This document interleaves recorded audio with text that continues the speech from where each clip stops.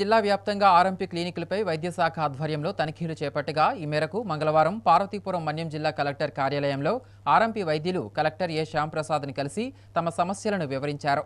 ఈ సందర్భంగా వారు మాట్లాడుతూ ఆర్ఎంపీ వైద్యులు కేవలం ప్రాథమిక వైద్యాన్ని మాత్రమే అందించాలని, ఇంజెక్షన్లు, సెలైన్ బాటిల్స్ వంటి వాటితో ఆర్ఎంపీలు వైద్యం చేయకూడదన్న ఆదేశాలకు తాము కట్టుబడి ఉంటామని తెలిపారు. నిబంధనలు అతిక్రమించిన వారిపై చర్యలు తీసుకుంటామని కలెక్టర్ హెచ్చరించినట్లు తెలిపారు.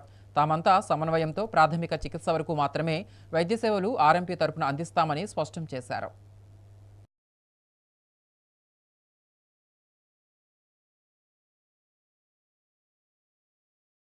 మన్యం జిల్లా వ్యాప్తంగా ఆర్ఎంపీ పిఎంపీ ప్రాక్టీషనర్స్ మీద గడిచిన కొద్ది రోజుల నుంచి ప్రభుత్వం క్రమశిక్షణ చర్యలు తీసుకుంటుంది. ఇది ఎక్కడో ఎవరో ఇద్దరు చేసిన తప్పు వల్ల హై యాంటీబయాటిక్ ఇవ్వడం వల్ల ఒక ఇద్దరు పేషెంట్లు చనిపోవడం వల్ల కలెక్టర్ గారు ఈ విషయంలో చాలా తీవ్రంగా పరిగణించి ఎవరు కూడా ఇక నుంచి కేవలం ప్రాథమిక వైద్యం మాత్రమే చెయ్యండి, ప్రాథమిక వైద్యం దాటి ఆర్సినెట్ ఇంజెక్షన్స్ కానీ యాంటీబయాటిక్స్ కానీ సెలైన్స్ కానీ ఏది పెట్టడానికి మీకు అర్హత అధికారం లేదు అని చెప్పడం అయితే జరిగింది.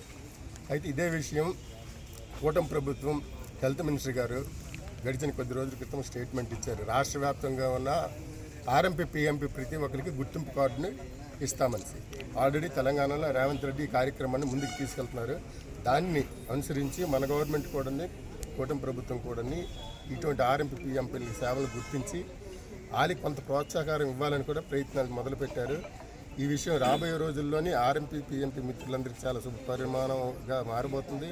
ఇక నుంచి మీ పరిధి లోబడి మీరు వైద్యం చేయండి. ఎక్కువ మరి దాన్ని పరిధి దాటి మీరు వైద్యం చేశారంటే మీ మీద తీవ్రమైన చర్యలు తీసుకుంటామని కూడా హెచ్చరించడం జరిగింది.